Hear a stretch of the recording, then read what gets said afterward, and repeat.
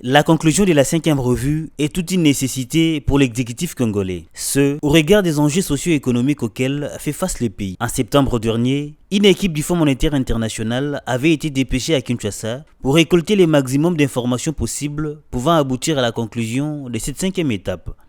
Devant intervenir les 2 dernières semaines du mois d'octobre. L'intervention du président de la République sur la question tombe ainsi à point nommé et d'après lui, rapporte le ministre de la Communication Patrick Mouyaya, conclure de manière satisfaisante cette 5e revue devrait crédibiliser davantage le pays dans ses efforts dans le développement économique. Les principales conclusions de cette visite devraient permettre une meilleure préparation de la 5e revue qui s'avère capitale au regard des enjeux socio-économiques cruciaux auxquels notre pays fait face.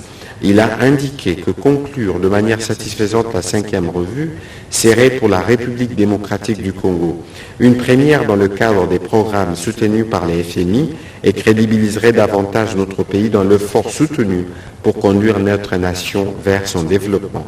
Les gouvernements ne devraient ménager aucun effort pour l'atteinte de cet objectif. Après une approbation par les conseils d'administration en mai dernier de la 4e revue et avec un décaissement de 200 millions de dollars américains, la RDC se dirige positivement vers la conclusion de la 5e et même vers la 6e, entendue au mois de mai de l'année prochaine. Pour ce faire, les gouvernements avaient été conviés à multiplier ses efforts pour l'atteinte de cet objectif. Rappelons que ces programmes économiques, soutenus par les Fonds monétaires internationaux, avaient été approuvés en juin 2021 pour une période de 3 ans avec un financement total d'environ 1,52 milliard de dollars américains.